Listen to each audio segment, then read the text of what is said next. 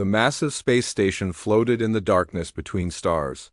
It was the size of a small moon and served as the meeting place for the Galactic Council. Representatives from dozens of alien species gathered here to discuss matters of war, peace, and territory. Today, the main topic was humanity. Admiral Kextara stood at the center of the Great Hall. He was a Zephyrian, tall and proud, with blue-green scales covering his body and 4 powerful arms. His species had ruled the outer rim of the galaxy for 300 years.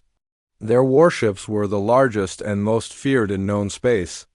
"Look at these pathetic creatures," Kextara said, pointing to the holographic display floating above the council floor. The image showed human ships near a newly established colony. "They call these things warships? My personal transport vessel is larger than their biggest battleship." Laughter filled the hall. The assembled aliens found the human ships amusing. Some looked like metal boxes with engines attached. Others were long and thin, more like cargo haulers than fighting vessels. None of them appeared threatening to beings who commanded kilometer-long dreadnoughts. Bristling with plasma cannons in the human section of the hall, Commander Jake Morrison sat quietly. He was a veteran of Earth's Space Navy with gray hair and weathered hands that spoke of many years in service. His face showed no emotion as the aliens mocked his species. Beside him, Lieutenant Amy Collins took notes on her tablet. She was young and eager, fresh from the academy, but smart enough to stay silent during these proceedings. "These mammals have established 12 colonies in the disputed sectors," Kextara continued. His voice grew louder with each word. "They ignore our warnings. They ignore our rightful claims to those systems. They act as if they belong among the stars." More laughter echoed through the chamber. A delegate from the Crystalline Collective, whose body was made of living crystal, chimed, "Like broken glass. Perhaps they do not understand that space belongs to those strong enough to hold it." "Oh, they will understand," Kextara replied with what might have been a smile. "We have sent them several messages explaining the situation.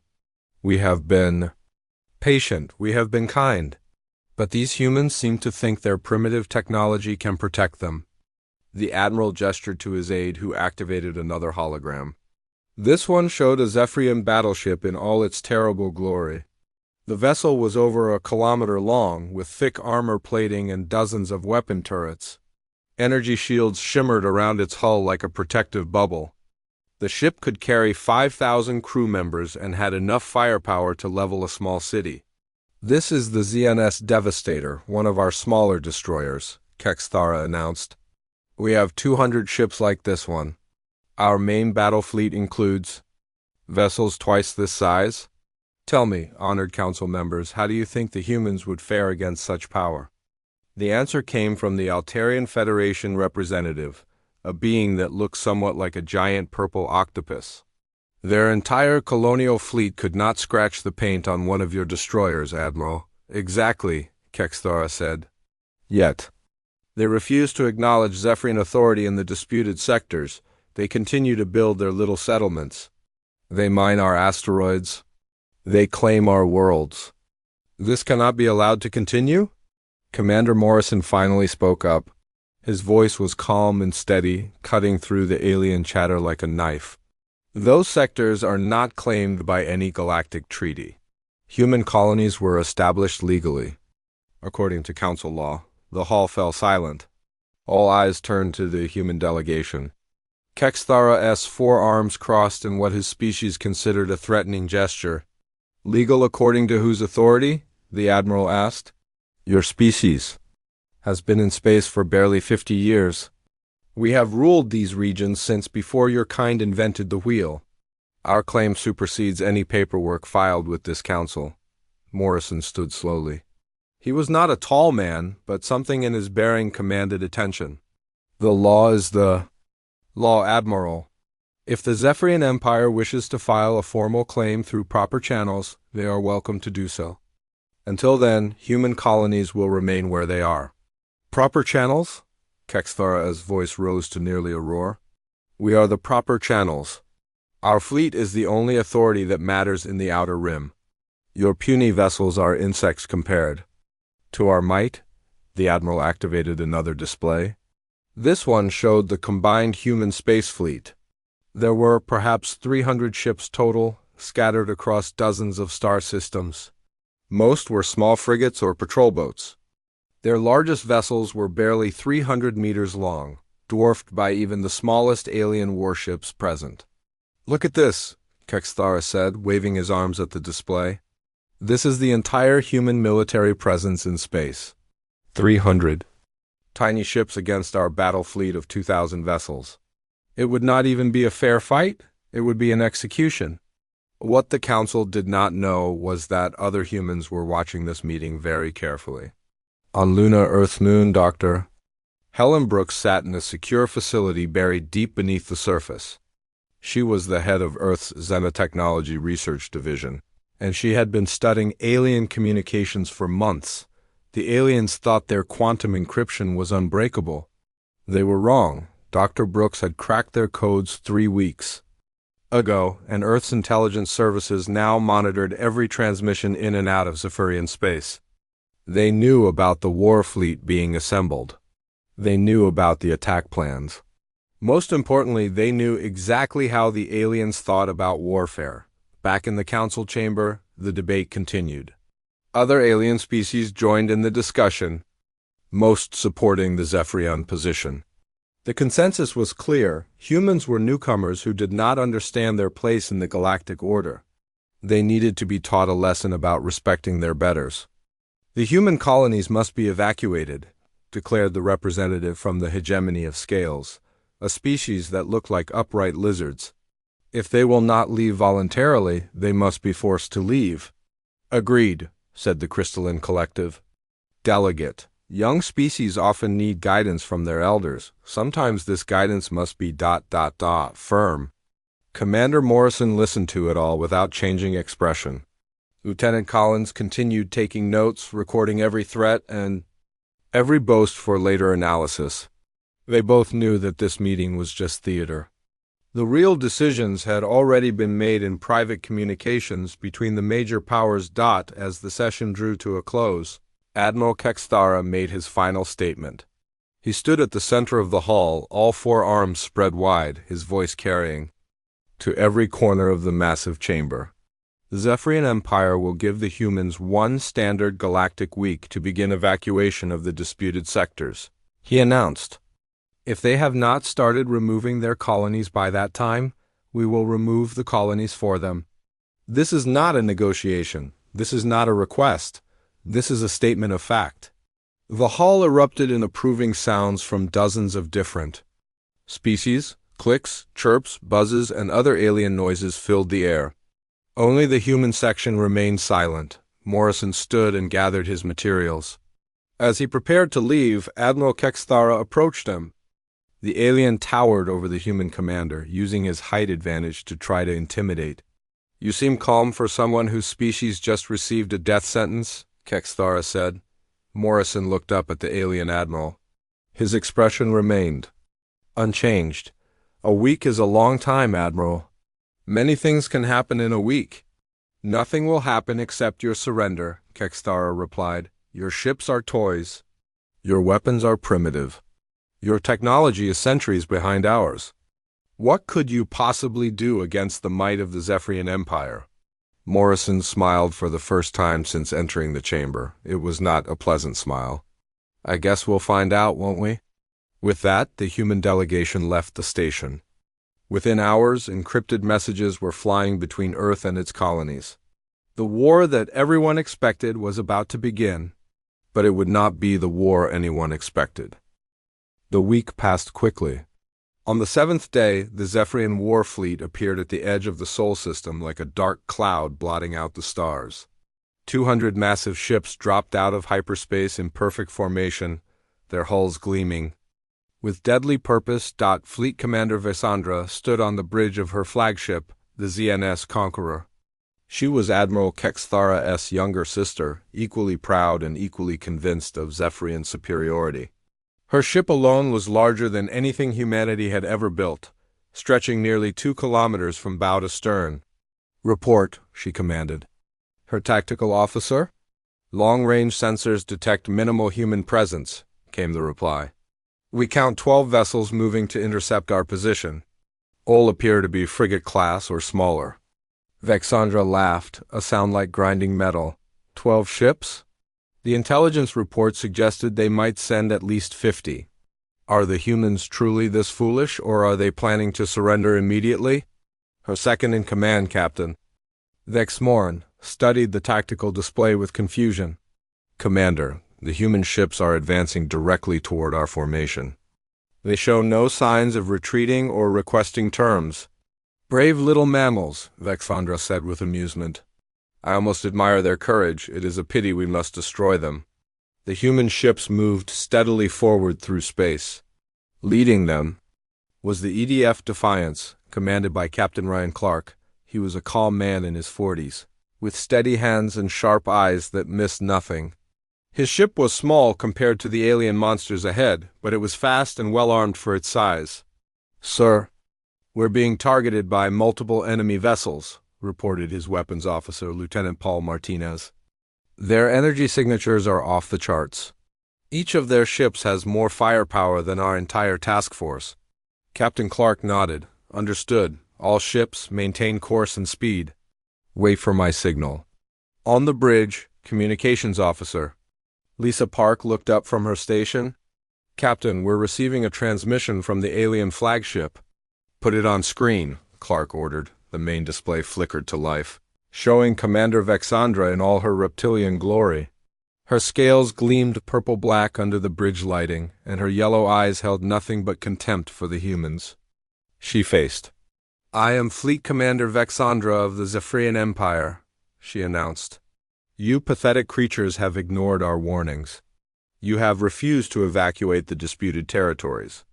Now you send 12 tiny ships against our mighty fleet. Have you lost your minds? Captain Clark stepped forward, his uniform crisp and his bearing professional. This is Captain Ryan Clark of the Earth Defense Force. You are in violation of interstellar law and trespassing in human space. Turn back now, or face the consequences. The alien commander's laughter echoed through the bridge. Several of her officers joined in, creating a chorus of alien mirth that would have chilled most. Humans to the bone. Captain Clark remained unmoved. Consequences? Vexandra gasped between laughs. You speak of consequences? Human, I command 200 warships.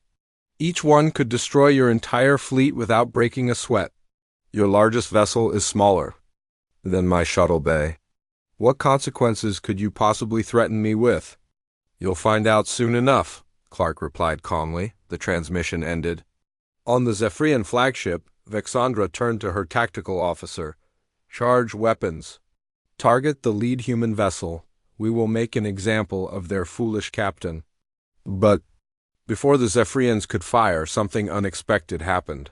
The 12 human ships suddenly spread out in different directions, each one launching what appeared to be cargo containers toward the alien fleet. What are they doing? Vexandra demanded. Are they ejecting their cargo? Are they trying to surrender? Captain Vexmoran studied his sensors carefully. The objects appear to be standard cargo pods, Commander. Minimal energy signatures, no obvious weapons. Perhaps they are offering tribute? Scan them anyway, Vexandra ordered. I want to know what the humans think they can accomplish with cargo containers. The sensor technician worked quickly. The pods register as containing various mechanical components and electronics. Nothing that appears threatening. They seem to be unfolding. That last word was spoken with confusion. On the main tactical display, the cargo pods had begun to split open like metal flowers. Each container divided into smaller sections, which then divided again and again. Commander, the sensor officer called out with growing alarm, the pods are releasing multiple smaller objects, hundreds of them. No, thousands. Vexandra watched the display with growing unease. What had started as a few dozen cargo containers was now becoming a cloud of smaller objects spreading throughout her fleet formation. The objects were moving with purpose, not drifting like debris. What are they? She demanded. Unknown, Commander. They're too small for our main sensors to get a clear reading. Each one appears to be about the size of a fighter craft, but there are so many of them. On the EDF Defiance, Captain Clark watched his tactical display with satisfaction. All pods deployed successfully, reported Lieutenant Martinez. Swarm units are activating and assuming attack positions. Excellent, Clark said. Send the activation. Code to all units. Execute Protocol 7. Across the vast space between the two fleets, thousands of small objects came to life. What the Zephyrians had dismissed as cargo containers had been compression-packed deployment pods, each one carrying 50 autonomous combat drones. In minutes, 12,000 AI-controlled fighters had spread throughout the alien formation. The drones were unlike anything the galaxy had seen before. Each one was small, fast, and incredibly smart. They used advanced artificial intelligence to coordinate their movements and share targeting information. When one drone found a weakness in an enemy ship, all nearby drones immediately knew about it. Commander Vexandra finally understood what was happening, but by then it was too late. All ships, evasive maneuvers, target the small craft, destroy them. The Zephyrian ships tried to respond, but their weapons were designed for fighting other large vessels. Their massive plasma cannons could destroy a battleship with a single shot, but they could not track targets as small and fast as the human drones. The first attacks came simultaneously across the entire alien fleet. Hundreds of drones struck at the shield generators of the Zephyrian ships, their small but precise weapons overloading critical systems. Other drones attacked sensor arrays, communication equipment, and weapon turrets. Report, Vexandra shouted over the alarms that were now blaring throughout her ship. Forward shields are down, called her engineering officer. The small craft are targeting our shield emitters with surgical precision. They know exactly where to hit us. How is that possible? We've never shared our technical specifications with anyone. Unknown, Commander. But they seem to have complete knowledge of our ship designs. What Vexandra didn't know was that Dr. Helen Brooks and her team had been studying captured Zephyrian technology for months. Every technical manual, every blueprint, every weakness had been analyzed and programmed into the drone targeting systems. The humans knew exactly how Zephyrian ships worked, and they knew exactly how to destroy them. The battle became a nightmare for the alien fleet. They found themselves fighting an enemy that was everywhere and nowhere at once. Every time they destroyed a few drones, dozens more appeared from different directions. The small human fighters moved in perfect coordination, like a school of deadly fish swimming through space. Sir, the ZNS Devastator is reporting critical damage, Captain Nexmoran announced. Their main reactor is offline. They're requesting assistance. Send the 3rd Squadron to support them, Vexandra ordered. But even as she spoke, she could see more of her ships falling victim to the swarm attack. The drones used tactics that no Zephyrian commander had ever encountered. They attacked in waves, with some drones drawing defensive fire while others struck at vulnerable points. They shared information instantly, allowing the entire swarm to adapt to new threats in seconds. Commander, we're receiving damage reports. From across the fleet, the communications officer announced, the ZNS Hammer is venting atmosphere. The ZNS Thunder has lost main power. The ZNS Lightning is... So the Lightning is gone? Vexandra stared at the tactical display in disbelief. One of her heavy cruisers had been completely destroyed by what amounted to a cloud of tiny robots. The ship's crew of 3,000 was? Now nothing but expanding debris. How many of these things are there? She asked. Computer estimates over 30,000 individual combat units, Commander. They're moving in coordinated groups of 50 to 100. Each group appears to be operating independently while maintaining coordination with the others. The truth was beginning to dawn on the Zephyrian commander. The humans hadn't sent 12 ships to fight her fleet. They had sent 12 ships to deliver 30,000 smaller ships. It was like trying to fight a swarm of angry insects each, one capable of stinging with deadly precision. As the battle continued, the Zephyrian fleet found itself being systematically dismantled. The humans had turned warfare into something completely new, something the proud alien empire had never imagined possible. The age of massive battleships was ending, and neither side fully understood it yet. The battle had been raging for 2 hours, and the Zephyrian fleet was in chaos. What had started as a confident assault on primitive human forces had become a desperate fight for survival against an enemy they could barely comprehend. Lieutenant Commander Beth Rogers watched the battle unfold from her position in Earth's orbital command station high above the planet. Her tactical center was filled with dozens of screens showing every aspect of the engagement. Each drone in the swarm sent back real-time data, creating a complete picture of the battlefield that no human commander had ever possessed before. Drone Group 7 has disabled the enemy flagship's main engines, reported Sergeant Tony Williams from his monitoring station. Group 12 is targeting their communication arrays. Group 23 has breached the hull of their second-largest vessel. Beth nodded as she studied the tactical display. The Zephyrian ships appeared as large red dots on her screen, while the human drones showed up as tiny blue specks swarming around them like angry bees around intruders in their hive. "Status report on our losses?" she asked. 47 drones destroyed so far," Williams replied. "The enemy has managed to adapt some of their point defense systems to target our units, but they're still hitting less than 2% of our swarm." The numbers told the story clearly. The Zephyrians had lost 16 major warships completely, with dozens more suffering critical damage. In return, they had destroyed fewer than 50 human drones out of 30,000. It was the most lopsided battle in recorded galactic history. On the surface of Earth, Dr. Kevin Moore sat in his laboratory watching the same data feeds. He was the scientist who had developed the swarm warfare concept 5 years earlier. His theories about distributed combat had been considered radical by most military experts, but now those theories were proving themselves in the most dramatic way possible. "The key is not to fight like humans," he had told the Pentagon during his first presentation. "We need to fight like nature fights. Ants don't defeat enemies with individual strength.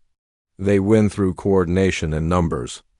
A swarm of locusts can strip a field bare not because each locust is powerful, but because there are millions of them working together." Now his ideas were being tested against the most advanced military force in the galaxy. Each drone in the swarm was controlled by an artificial intelligence that could think and react faster than any biological brain. More importantly, every drone could instantly share information with every other drone in the network. Back in space, Commander Vexandra was learning exactly what this meant. Her flagship, the ZNS Conqueror, shuddered under another coordinated attack. Dozens of small explosions rippled across its hull as human drones found and exploited weak points in the armor. "Engineering report," she shouted over the noise of alarms and emergency systems. "Hull breaches on decks 12 through 18, came the reply. "Life support is failing in Section C through G. Main weapons are offline. Backup power is at 30% and falling." Captain Nexmoran looked up from his station with desperation in his eyes. "Commander, we have to retreat. The fleet is being destroyed piece by piece. We cannot fight an enemy like this." Vexandra refused to accept what she was seeing. "We are the Zephyrian Empire. Our ships are the mightiest in the galaxy. How can we be defeated by insects?" The answer came from her science officer, a younger Zephyrian named Ixthuros. "Commander, I have been analyzing the enemy attack patterns. These are not random attacks. Every strike is coordinated with every other strike. When one of their units discovers a weakness, all nearby units instantly know about it and exploit it." "That's impossible," Vexandra said. "No biological mind can process information that quickly across such distances." "I don't think these are controlled by biological minds," Kextheros replied quietly. "The reaction times are too fast. The coordination is too perfect. I believe we are fighting artificial intelligences, Commander. Thousands of them, all thinking as one. The implications of this hit the command crew like a physical blow. The Zephyrians had never developed true artificial intelligence. Their computers were advanced, but they still required biological oversight for complex decisions. The idea of machines that could think and act independently was terrifying to them. Meanwhile, the human drones continued their relentless assault. They had learned from the first 2 hours of combat and adapted their tactics accordingly. Groups that had initially focused on shields and weapons now targeted life support systems and navigation equipment. Other groups worked to disable communication between Zephyrian ships, isolating each vessel and preventing coordinated defense. Captain Ryan Clark aboard the EDF Defiance monitored the battle with calm professionalism. His ship and the other 11 human vessels had moved to a safe distance, allowing the drones to do their work without interference. "Sir, we're receiving a priority transmission from the enemy flagship," reported Lisa Park. "Put it through, Clark," said Commander Vexandra's image appeared on the screen, but she looked very different from the proud warrior who had issued threats 2 hours earlier. Her scales were dulled with stress, and her yellow eyes showed something no human had ever seen in a Zephyrian before: fear. "Human captain," she said, her voice strained. "We request immediate ceasefire. We are prepared to discuss terms." Clark considered this for a moment. "What terms did you offer us when you arrived in our system, Commander?" Vexandra's jaw tightened. "We offered you the chance to surrender and evacuate your colonies." "And what are you offering now?" The alien commander was silent for several seconds. When she spoke again, her voice was barely above a whisper. "We will withdraw our fleet immediately. We will not interfere with human colonies in the disputed sectors. We acknowledge human sovereignty over those systems." "That's quite a change from your earlier position," Clark observed. "What happened to the mighty Zephyrian Empire and its unstoppable battle fleet?" Before Vexandra could answer, another explosion rocked her ship. Sparks flew from damaged control panels, and the lights flickered ominously. "Please," she said, and that single word carried the weight of defeat. "Call off your your swarm. We surrender." Clark looked around his bridge at his crew. They had trained for this moment for years, but none of them had imagined it would be this decisive. "All drones, cease offensive operations. Maintain defensive perimeter, but do not engage unless attacked." Throughout the battle zone, 30,000 drones received the order simultaneously and pulled back from their targets. The sudden silence was almost as shocking as the battle had been. On Earth's orbital command station, Lieutenant Commander Beth Rogers allowed herself a small smile. "Stand down to condition yellow," she announced. "Maintain full sensor watch. Begin damage assessment and casualty reports." The Zephyrian fleet was a shadow of its former self. Of the 200 ships that had entered the Sol system with such confidence, only 123 were still capable of independent movement. 16 had been completely destroyed, and the rest were floating hulks that would require months of repair work. In contrast, the human losses were minimal. 47 drones had been destroyed, representing less than 2% of the total force. The 12 human ships that had delivered the swarm were completely undamaged. Dr. Kevin Moore received the casualty reports in his laboratory and shook his head in amazement. His theories had predicted that swarm tactics would be effective, but even he had not expected such overwhelming success against a numerically superior enemy. The implications were staggering. Every military strategist in the galaxy would soon be studying this battle. The age of massive battleships and overwhelming firepower was ending. In its place would come an era of coordination, intelligence, and adaptive tactics, but perhaps most importantly, humanity had announced its arrival on the galactic stage in the most dramatic way possible. They had taken the most powerful military force in known space and defeated it decisively using tactics that no one had ever seen before. The Zephyrian Empire would retreat to lick its wounds and try to understand what had happened. Other alien civilizations would demand explanations and reassess their own military capabilities. And throughout the galaxy, the name human would be spoken with a new kind of respect. The swarm had awakened, and the universe would never be the same. News of the Zephyrian defeat spread across the galaxy faster than light itself. On Zephyr Prime, the homeworld of the proud empire, the military council gathered in emergency session. the massive chamber that had once echoed with confident war. Plans now felt cold and empty. General Corthaven sat at the head of the council table, his forearms folded in the Zephyrian gesture of deep thought. He was old even by his species' standards, with scales that had faded from bright blue to dull gray over his centuries of service. He had commanded fleets when the Empire was at its peak, but he had never seen anything like the reports coming from the Sol system. "Show me the recordings again," he ordered his aide. The holographic display activated, showing the battle from multiple angles. The council members watched in silence as their mighty fleet was systematically destroyed by what looked like a cloud of tiny insects. Some of the younger officers shifted uncomfortably in their seats. Others stared at the display with expressions of disbelief. "How many ships did we lose?" asked Admiral Zextalen, one of the few survivors from the old campaigns. 16 destroyed. Completely, replied the aide. 61 others suffered critical damage and will require extensive repairs. Total casualties exceed 40,000 personnel. The numbers hung in the air like a death sentence. The Zephyrian Empire had not suffered losses like this in over 2 centuries.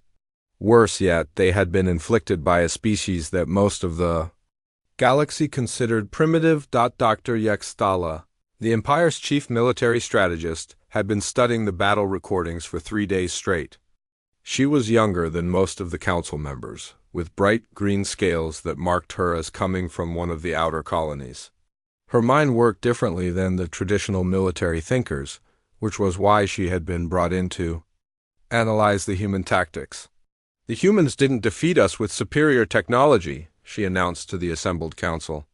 "They defeated us with superior thinking." General Corthaven leaned forward. "Explain." "Look at how they fight," Yexthala said, manipulating the holographic display to zoom in on specific parts of the battle. "Each small unit operates independently, but they all share information instantly. When one drone discovers a weakness in our armor, every drone in the area immediately knows about it and attacks the same spot." She paused the recording at a moment when dozens of human drones struck a Zephyrian cruiser simultaneously. "This is not random. This is not luck. This is perfect coordination between thousands of individual units. They think like a hive mind, but with the intelligence of individual minds." Admiral Zextalen studied the image carefully. "Are you saying they have somehow linked their brains together?" "That sounds like science fiction." "Not their brains," Yextala replied.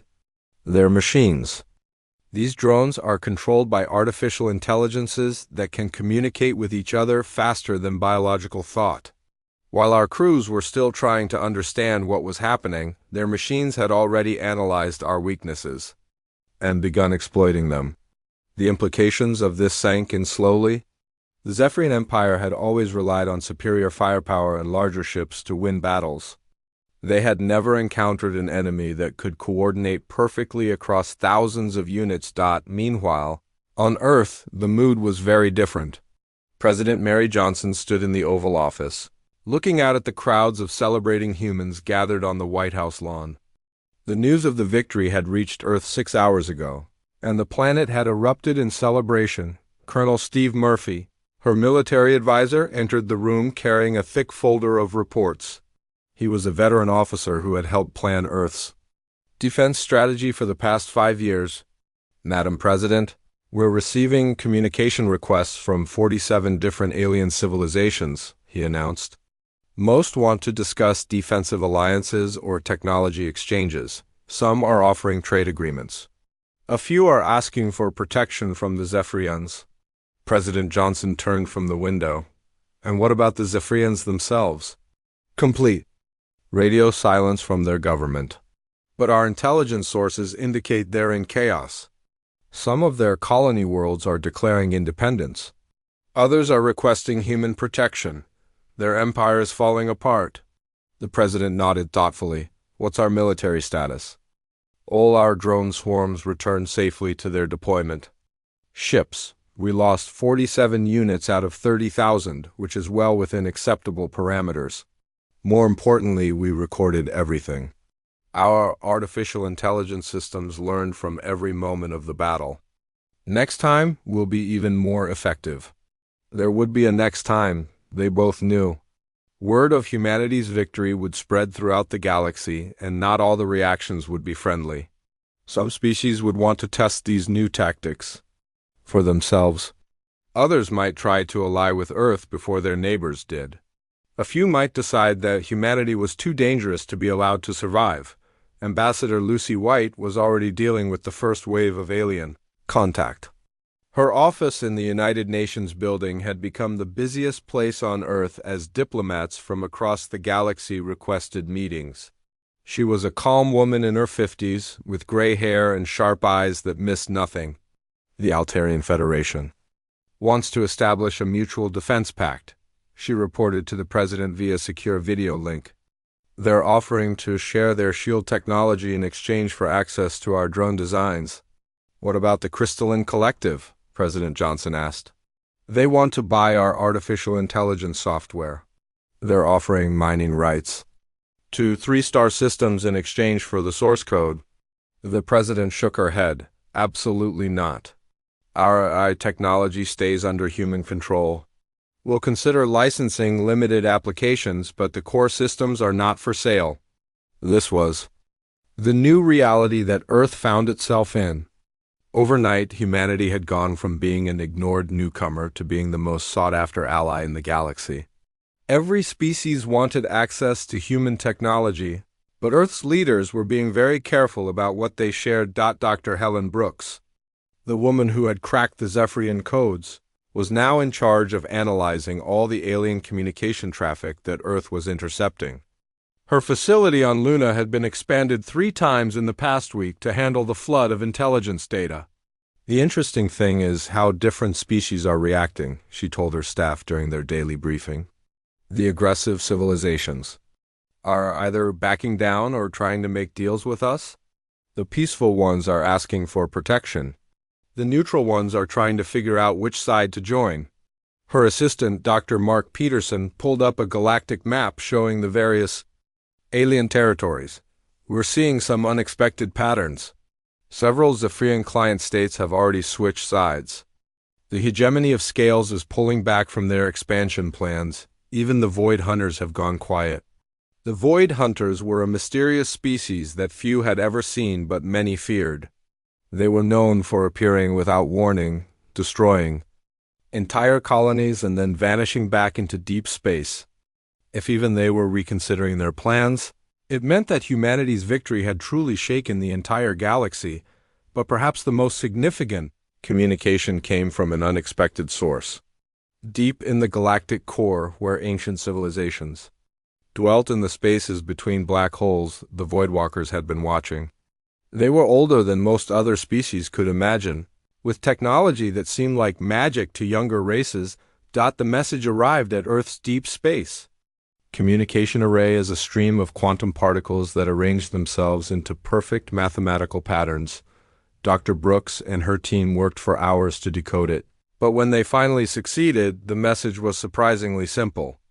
We have observed your recent actions with interest. Your species shows potential that we have not seen in many millennia. We would like to speak with your representatives. The message was signed with a symbol that made Dr. Brooks check her historical databases twice. The Voidwalkers had not communicated with any other species for over 1,000 years. Their last known message had been to the Zephyrian Empire at the height of its power, warning them not to expand beyond certain boundaries. Now, they wanted to talk to humanity. President Johnson read the message 3 times before setting it down on her desk. Colonel Murphy, how long do we have before this gets out? Unknown, ma'am. If the Voidwalkers use normal communication channels, everyone in the galaxy will know about it within days. But if they used their advanced technology, we might be the only ones who received it. Either way, it changed everything. The humans had not only defeated the most powerful military force in known space, they had also attracted the attention of the galaxy's most mysterious and advanced civilization. The age of human isolation was over. What came next would determine the future of not just Earth, but the entire galaxy. 6 months had passed since the Battle of Sol, and the galaxy was a very different place. The Zephyrian Empire had collapsed into three separate factions, each blaming the others for the humiliating defeat. Several of their former colony worlds had declared independence and requested protection from Earth. The balance of power that had existed for centuries was gone. Admiral Greg Harrison stood on the bridge of humanity's newest vessel, the EFS Sovereign. Unlike the older human ships, this one had been designed specifically for the new era of warfare. It was larger than previous designs, but not because it carried bigger weapons. Instead, its vast hangar bays could deploy millions of coordinated drones at once. "Sir, we're receiving final approach clearance from Luna Station," reported his navigation officer, Lieutenant Carol Brooks. She was the daughter of Dr. Helen Brooks and had inherited her mother's sharp mind and attention to detail. "Take us in," Harrison ordered. "Chief Engineer Stone, are the new deployment systems ready for demonstration?" Rachel Stone looked up from her engineering station. She was young for such an important position, but she had been part of the team that designed the Sovereign's revolutionary drone systems. "All systems are green, Admiral. We have 5 million combat units ready for deployment, plus another 2 million construction and repair drones." The numbers would have seemed impossible just a year ago. The battle that had defeated the Zephyrians had used 30,000 drones. Now, humanity was preparing to deploy fleets that contained hundreds of times more units. The exponential growth was possible because the drones could build more drones, creating a self-sustaining cycle of production. At Luna Station, President Johnson waited with a delegation that represented the new galactic order. Ambassador Lucy White stood beside her, along with representatives from 12 different alien species. Most notably, there was Kexthandros, the new leader of what remained of the Zephyrian Empire. Kexthandros was Admiral Kexthara's nephew, but he was very different from his warlike uncle. He was younger, more flexible in his thinking, and smart enough to recognize that the old ways had failed. When the Empire had fragmented, he had been the first to reach out to Earth, offering cooperation instead of continued conflict. "President Johnson," he said, his translator rendering his words into perfect English, "my people are still learning to accept what happened at Seoul, but I understand that cooperation is our only path forward." The president nodded diplomatically. "We appreciate your willingness to work with us, Ambassador Kexthandros. The galaxy is big enough for all of us." The real surprise had come 3 weeks earlier when the Voidwalkers had finally made direct contact. They had sent a single ship to Earth, appearing without warning in orbit around the moon. The vessel was unlike anything anyone had ever seen, seeming to be made of crystallized space itself. The Voidwalker representative called itself Echo, though whether that was a name or a description was unclear. It appeared as a shimmering figure that seemed to exist in multiple dimensions at once. When it spoke, its words came from everywhere and nowhere. "Your species has achieved something remarkable," Echo had told the assembled human leaders. "You have learned to make individual parts work as a perfect whole. This is the key to true advancement." Dr. Helen Brooks, who had been present for the meeting, had asked the obvious question, "Why are you interested in us? You're thousands of years more advanced than we are." Echo's response had been cryptic but encouraging. "Advancement is not only about technology, it is about understanding. Your people understand cooperation in ways that most species never learn. This makes you valuable allies." Now, as the Sovereign approached Luna Station, the results of that alliance were becoming clear. The Voidwalkers had shared some of their knowledge about space-time manipulation and energy generation. In return, humanity was teaching other species about coordination and distributed intelligence. Captain John Peters had been chosen to lead the first joint exploration mission to the galactic core. His ship, the EFS Horizon, carried a crew that included humans, reformed Zephyrians, Altarians, Crystallans, and even a Voidwalker observer. It was the most diverse crew ever assembled. "All stations report ready for departure," announced his first officer, Commander Lisa Walsh. She had served with Peters for 5 years and was one of the few officers who seemed completely comfortable with the mixed alien crew. "Excellent," Peters replied. "Dr. Martinez, are your scientific teams prepared?" Dr. Sofia Martinez was the mission's chief scientist, responsible for studying the ancient structures and technologies they expected to find near the galactic center. All instruments are calibrated and ready, Captain. The Voidwalker databases suggest we'll find ruins from civilizations that existed before most current species evolved. The exploration mission was just one example of how quickly things were changing. Throughout human space, construction drones were building new stations and shipyards at an incredible pace. The same technology that had created 30,000 combat drones in minutes was now being used to expand humanity's infrastructure across dozens of star systems. On Earth itself, the changes were equally dramatic. Cities that had once seemed crowded were being expanded by millions of tiny construction robots working in perfect coordination. Traffic problems had been solved by aerial transport systems that moved like flocks of birds, each vehicle coordinating with thousands of others to avoid collisions. But perhaps the most significant change was in how other species viewed humanity. The arrogant dismissal that had characterized alien attitudes before the Battle of Seoul had been replaced by respect and, in some cases, fear. Ambassador Lucy White had spent months negotiating treaties and agreements with dozens of different civilizations. Each one wanted something different from humanity, but they all shared one common desire. They wanted to be on humanity's side. The hegemony of Scales is offering exclusive mining rights to their entire home system, she reported to President Johnson during their weekly briefing. The Crystalline Collective wants to establish joint research facilities. Even some of the Void Hunter clans are sending diplomatic messages. The Void Hunters had been the biggest surprise. For centuries, they had been the galaxy's boogeymen, appearing without warning to raid and destroy. But several of their clans had approached Earth through intermediaries, offering to cease their attacks on human colonies in exchange for access to drone technology. President Johnson had been cautious about these negotiations.